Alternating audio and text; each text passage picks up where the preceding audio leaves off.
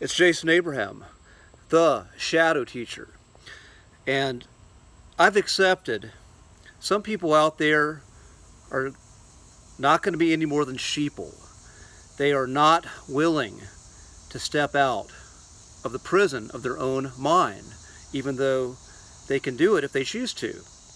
But there's some people, there's some normies who are teeter-tottering right on the edge, and they just need that extra little push. So this video today is for you, because I'm going to speak to you in language that you can understand. I'm going to talk in terms of data and statistics and use an example to illustrate how metaphysics works. And that example is that of the impossibility wall.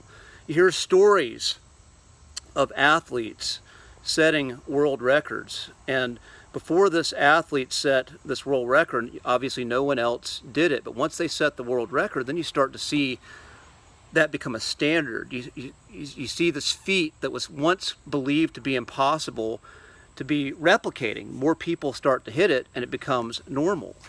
So is this not evidence of some sort of collective consciousness, a collective belief, an acceptance of an idea? And once there's proof or evidence or belief that this thing can happen, you start to see more of it. And so, once again, you can find plenty of data. Just research world records, research specific records, and just see what happens over the time of how records are consistently broken, and then how new feats are considered the norm. So what I pose the question to you is, if this is the case, would the opposite not be true? And the opposite being, if you want to put a lie out to the world, you want to put a narrative out to the world, and if there is enough buy-in to the narrative becomes true. It becomes accepted.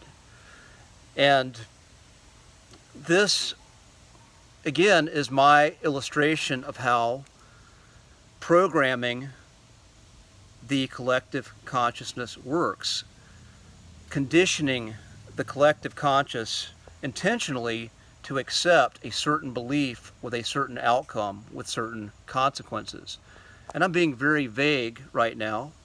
I'm walking on eggshells because I have to on the format or the platform that this is going to be on. But I also am just here to put the idea out to you. I'm not here to tell you what to believe.